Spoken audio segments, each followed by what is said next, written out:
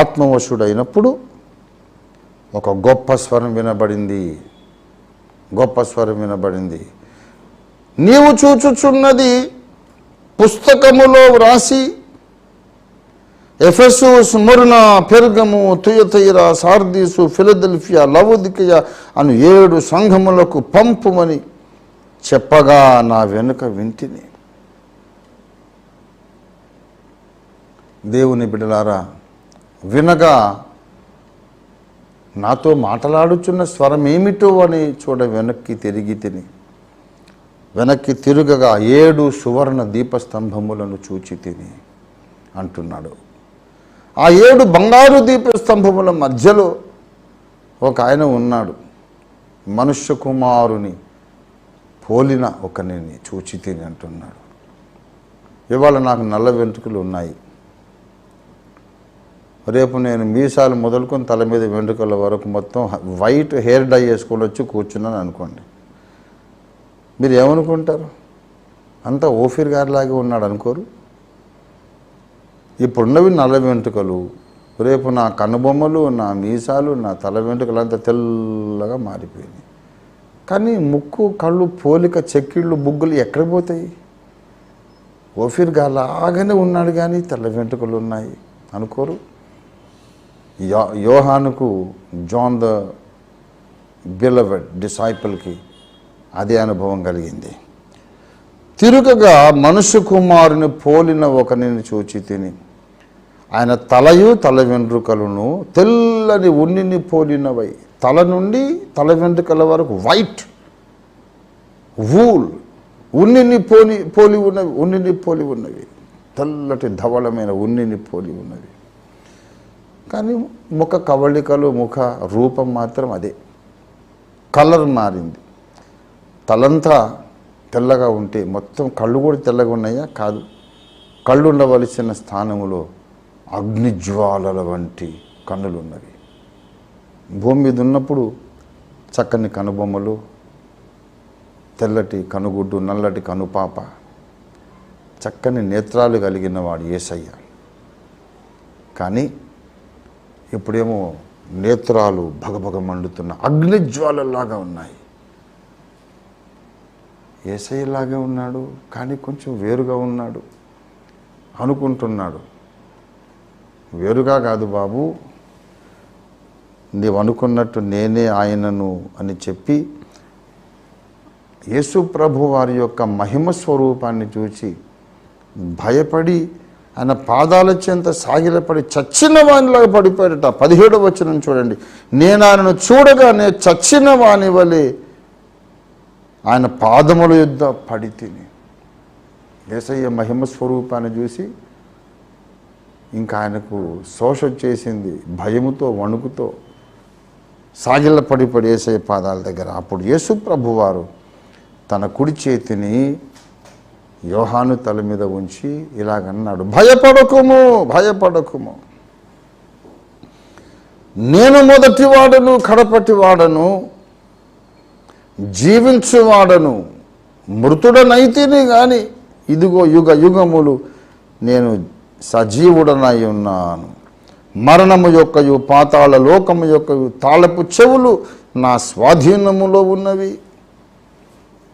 నేను మృతుడనై మళ్ళీ బ్రతికి తిని అనగానే అర్థమైపోయింది ఈయన లాగా ఉండడం కాదు, ఈయన యేసయ్యేనని. యేసుగాక మరెవరు మరణించి బ్రతికిన వాళ్ళు ఇంకెవరు లేరు కదా, నా యేసయ్యే. కానీ రూపము మహిమ రూపంగా, మహిమ శరీరంగా మారిపోయింది. పోలికలు ఉన్నాయి, వ్యత్యాసం కూడా ఉంది. బట్టుకు నా యేసయ్యే. ఎవరి గుండెల మీద తలవాల్చి లబ్ డబ్ అనే గుండె చప్పుళ్ళు నేను విన్నాను, ఆ యేసయ్యే ఈయన. కానీ అనేక రెట్లు ఉన్నత అంతస్తులో మహిమలో ఉన్నాడు అని యోహానుకు అర్థమైపోయింది. అలాగ అర్థం చేసుకున్న యోహానుతో యేసు ప్రభు మాట్లాడుతూ అంటున్నాడు, నీవు చూచిన వాటిని, ఉన్న వాటిని, వీటి వెంట కలుగబో వాటిని, అనగా నా కుడి చేతిలో నీవు చూచిన 7 నక్షత్రములను గూర్చిన మర్మము, ఆ 7 సువర్ణ దీప స్తంభముల సంగతియు వ్రాయుము. ఇక్కడ ఒక చిన్న అసైన్మెంట్ మీకు ఇస్తున్నాను. మీరు ఒక హోంవర్క్ చేయండి, ట్రై చేయండి. అందరూ మీరు బోధకులు, ప్రసంగికులు, దేవుని దాసులు కదా. వచ్చిన అసైన్మెంట్ ఇస్తున్నాను. ఇక్కడ కాగా నీవు చూచిన వాటిని, ఉన్న వాటిని, వీటి వెంట కలగబో వాటిని వ్రాయుము అని చెప్తూ అనగా అని మళ్ళీ చెప్పాడు. కనుక ఇప్పుడు నేను మీకు ఒక ఈక్వేషన్ ఇస్తున్నాను. నీవు చూచిన వాటిని అంటే యోహాను చూచినవి 1 రాసుకోండి. 1 యోహాను చూచినవి. నంబర్ 2 ఉన్న వాటిని, ఉన్నవి యోహాను చూచినవి. నంబర్ 2 ఉన్నవి. నంబర్ 3 వీటి వెంట కలుగబోవునవి. యోహాను చూచినవి, ఆ కాలం ముందున్నవి, వాటి వెంట కలగబోవునవి ఫ్యూచర్లో. ఈ 3 ఇలా రాసుకోండి. ఈ 3టికి ఒక రౌండ్ చుట్టండి. నీవు చూచినవి, ఉన్నవి, కలగబోవునవి రౌండ్ చుట్టేసి దిస్ రౌండ్, ఈ సర్కిల్లో ఉన్న సంగతులు ఈజ్ ఈక్వల్ టు అవతల ఇంకొక సర్కిల్ గీసి దాంట్లో రాయండి. ఈ గుండ్రంలో, ఈ వలయంలో ఉన్నటువంటి ఈ 3 సంగతులు దే ఆర్ ఈక్వల్ టు అనగా నా కుడి చేతిలో నీవు చూచిన 7 నక్షత్రముల గూర్చిన మర్మమును, 7 సువర్ణ దీపస్తంభముల సంగతియు వ్రాయుము. ఇక్కడ 3, ఇక్కడ 2 సర్కిల్స్ అండి. ఒక సర్కిల్లోనేమో యోహాను చూచినవి, యోహాను కాలం ముందున్నవి, భవిష్యత్ కాలంలో రాబోవునవి, భవిష్యత్ కాలంలో రాబోవునవి ఒక సర్కిల్లో రాయండి. దాని ఎదురుగుండా ఉన్న సర్కిల్లో 7 సువర్ణ దీప స్తంభముల సంగతి, 7 నక్షత్రముల గూర్చిన మర్మము. ఆ మాట మర్చిపోదు. 7 నక్షత్రాలను గూర్చిన మర్మము, 7 సువర్ణ దీప స్తంభముల సంగతి. మర్మము, సంగతి. ఇది ఈ 2 విషయాలు ఒక సర్కిల్లో రాయండి. ఈ 3 ఈజ్ ఈక్వల్ టు ఈ 2. ఇది మీకు నేను ఇస్తున్న అసైన్మెంట్. దీని మీదనే అంతలో గ్రంథం రాయాలి. అయితే ఒక సబ్జెక్టు పరిచయం చేస్తూ ముందుకు వెళ్తున్నాం. ఎందుకంటే మనకున్న సమయం పరిమితం, మనకున్న సబ్జెక్ట్ ఏమో అనంతం. మనం ఎలా పడతాం చెప్పండి? ఈ పరిస్థితిని ఎలాగ మనం తట్టుకుంటాము? దేవుడే సహాయం చేయాలి. ఇంతకు 7 దీపస్తంభముల సంగతి వ్రాయుము అన్నాడు. ఆ పాయింట్ని వదిలేశాను, అది మీకు వదిలేశాను. ఇంకా మీరు స్టడీ చేయండి. మళ్ళీ మీకు ఏమైనా సహాయం అవసరమైతే నన్ను సంప్రదించండి. నాకు తోచిన నాకు చేతనైనది నేను సహాయం చేస్తాను. 7 దీపస్తంభముల సంగతి వ్రాయము అన్నాడు. ఇప్పుడు ముగింపు దశలోకి వచ్చేసారు లెసన్లో. ఈ 7 దీపస్తంభముల సంగతి ఎందుకు రాయాలి? నేను ఈ ఉపోద్ఘాతం చెబుతూ ఈ తరగతిలో ఏం చెప్పాను? సమయము సమీపించినది. సమయము సమీపించినది అంటే దేనికి సమయం సమీపించింది? ఇదిగో ఆయన మేఘారూఢుడై వచ్చుచున్నాడు అనే సంఘటన జరగడానికి సమయం సమీపించింది. మీ వద్ద నుండి పరలోకమునకు చేర్చుకొనబడిన ఈ యేసే ఏ రీతిగా వెళ్ళడం మీరు చూచారో ఆ రీతిగా ఆయన వచ్చుట కూడా మీరు చూస్తారు అని ఆ 2 దేవదూతలు అపొస్తలుల కార్యాలు 1:11 చెప్పిన ఆ సంఘటన నెరవేరే సమయం సమీపించింది.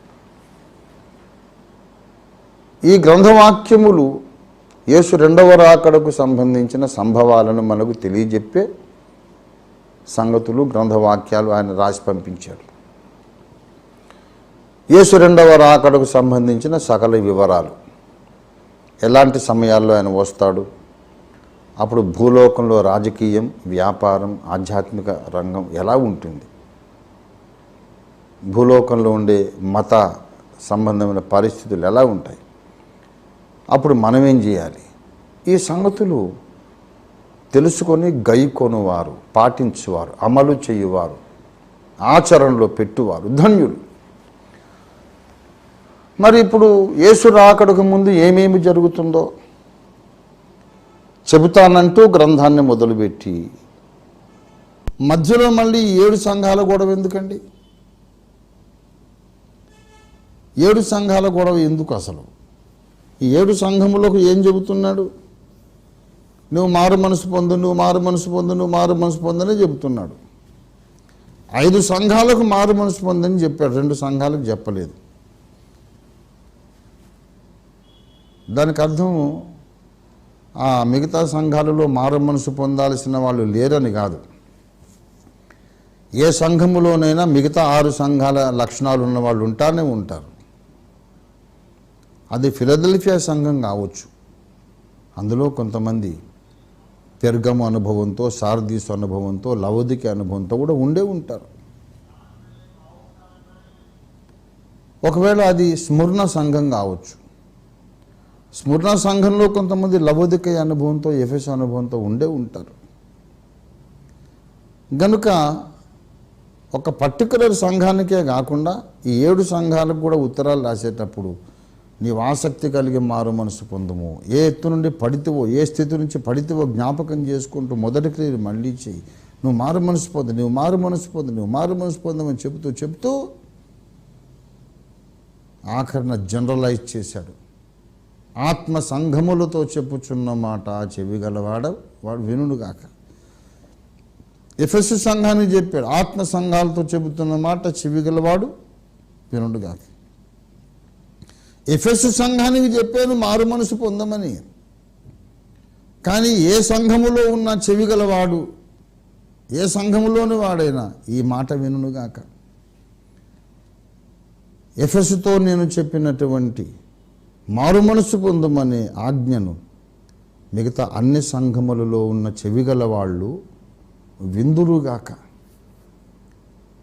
పెర్గము, తుయతైరా, సార్దీసు, లవోదికయ సంఘములకు నేను చెప్పినటువంటి మారు మనస్సు పొందుమనే ఆజ్ఞ మిగతా సంఘాల్లో కూడా చెవులు కలిగి ఉన్నవాళ్ళు విందురుగాక.